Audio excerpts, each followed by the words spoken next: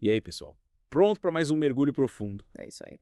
Hoje a gente vai se aventurar num tema que, vamos combinar, né? Sempre deixou a humanidade de cabelo em pé. A perfeição de Deus. Uau. E para essa missão, a gente vai ter como guia nada mais, nada menos que a Suma Teológica do Tomás de Aquino.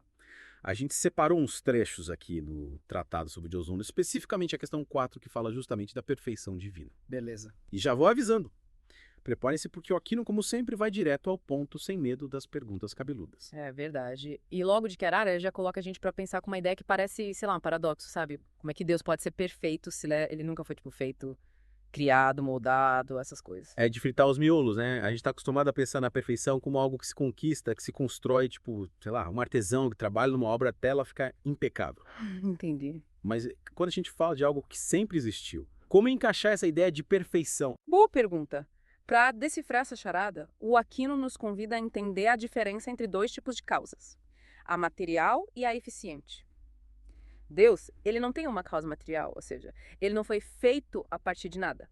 Mas ele é a causa eficiente, a fonte, a origem de tudo que existe, de toda a ação. Então, tipo, é como se a gente dissesse que Deus é o ápice da perfeição. Não porque alguém moldou assim, mas porque ele já é, desde sempre, a plenitude total. Perfeição como essência pura, não como um resultado. Perfeito. E para explicar essa ideia, o Aquino usa uns conceitos filosóficos que podem parecer complicados de primeira, mas que no fundo fazem todo sentido. Ele fala de atualidade e potencialidade. Tá, como é que isso se encaixa? As coisas do mundo material, pela natureza delas, são potenciais. Elas podem mudar, evoluir, se desenvolver. Mas Deus, como a causa primeira, a causa sem causa, ele é pura atualidade. Não tem espaço para mudança ou aprimoramento, porque ele já é tudo que ele pode ser. Ah, entendi.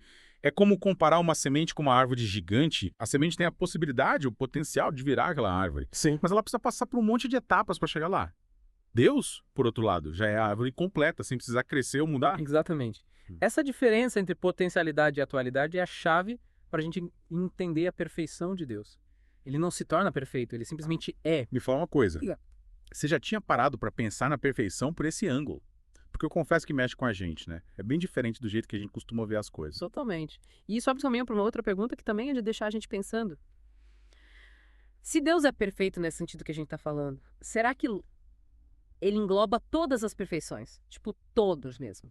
Essa é a parte que eu mais gosto.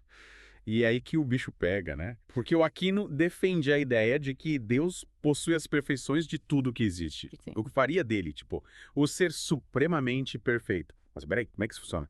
Deus não viraria uma salada mista de qualidades. É o que a gente vai descobrir agora. O Aquino não foge dessa pergunta, não. Ele encara de frente mesmo. E a explicação dele é a seguinte. As perfeições que a gente vê em tudo que existe, Amém. tipo nas coisas, nas pessoas, elas já estavam, de algum jeito, presentes na causa que as gerou. E como Deus é a causa primeira, a causa de todas as causas, ele tem que conter todas essas perfeições. Só que numa versão, digamos, mais potente, mais completa, mais unificada. Entendi a lógica, mas ainda tô tentando visualizar isso na prática, sabe? Tem como dar um exemplo para clarear as ideias. Claro, imagina o Sol, por exemplo. Ele produz luz e calor, certo? Certo. Mas o Sol em si, ele não é quente ou brilhante do mesmo jeito que a gente sente, né? É verdade. Só que ele contém, vamos dizer, as qualidades que dão origem a essas sensações. E com Deus é parecido. Ele tem em si todas as perfeições, mas de um jeito que a gente, com essa nossa mente limitada, não consegue entender completamente. Ok. Então não é que Deus seja, tipo, um monte de perfeições empilhadas, cada uma separada da outra. É mais como se ele fosse a fonte de onde todas as perfeições brotam. Elas existem nele, mas de um jeito perfeito e unido que a gente só consegue ter uma ideia por meio de comparações, de analogias. Exatamente. É como se as perfeições existissem em Deus na sua forma mais pura e poderosa. E a gente aqui só consegue ver uns reflexos, uns pedacinhos delas no mundo criado. Interessante. Agora me surgiu outra dúvida. Se Deus já tem todas as perfeições, será que alguma criatura, tipo um ser humano, pode ser como ele? Essa é uma pergunta que já gerou muita discussão entre os teólogos e filósofos. E o Aquino, ele mergulha fundo nessa questão, mostrando que existem vários níveis de semelhança. Tem a igualdade perfeita, que é quando duas coisas são idênticas. Aí tem a semelhança, que é quando as coisas compartilham algumas características. E tem a analogia, que é quando a semelhança é mais, digamos, proporcional. Então, quando a gente fala que uma criatura é parecida com Deus, É importante saber de que tipo de parecido a gente está falando, né? Não é como comparar, sei lá, duas laranjas. É isso aí. O Aquino deixa bem claro. As criaturas podem ser parecidas com Deus no sentido de que elas existem, assim como Deus existe. Sim, faz sentido. Mas essa semelhança é analógica, é como uma proporção. Não significa que a gente tenha a mesma essência, a mesma forma de ser que Deus. Você podia dar um exemplo para a gente visualizar melhor essa semelhança analógica. Sem problema. Pensa na ideia de bondade, por exemplo. Uma pessoa pode ser boa, um prato de comida pode ser bom e Deus também é bom. Uhum. Mas a bondade em cada caso é diferente, né? A pessoa boa age de um jeito legal, o prato bom é gostoso e a bondade de Deus é a fonte de toda bondade, é o modelo perfeito. Então todas essas bondades têm alguma relação com a ideia de bem, mas de jeitos diferentes. Boa, essa comparação ajudou bastante. Então, as criaturas podem ser como Deus, mas só de um jeito limitado, refletindo um pouquinho da perfeição dele. Mas Deus nunca vai ser como as criaturas. É isso mesmo. Existe uma diferença fundamental entre o Criador e a criatura. E o Aquino, ele reforça isso, sabe? Mesmo que a gente tente se aproximar de Deus, a gente nunca vai conseguir entender ele totalmente. É como olhar para um reflexo no espelho. A imagem é parecida com a gente, mas não é a gente de verdade. É só uma representação. Que analogia perfeita. Isso mostra bem essa tensão que o Aquino explora entre a vontade de se conectar com o divino e a diferença que é real entre a criatura e o Criador. A gente é atraído por Deus, quer entender, quer se aproximar, mas a gente também tem que reconhecer os limites da nossa mente. Coloca a gente no nosso lugar, né? Saber que a perfeição de Deus é imensa e que a gente não consegue entender tudo. Sim. Mas mesmo assim já foi fascinado, né? Quer saber mais. Com certeza. E essa fascinação pode nos levar a buscar uma compreensão mais profunda mesmo, sabendo que a gente nunca vai desvendar completamente o mistério de Deus.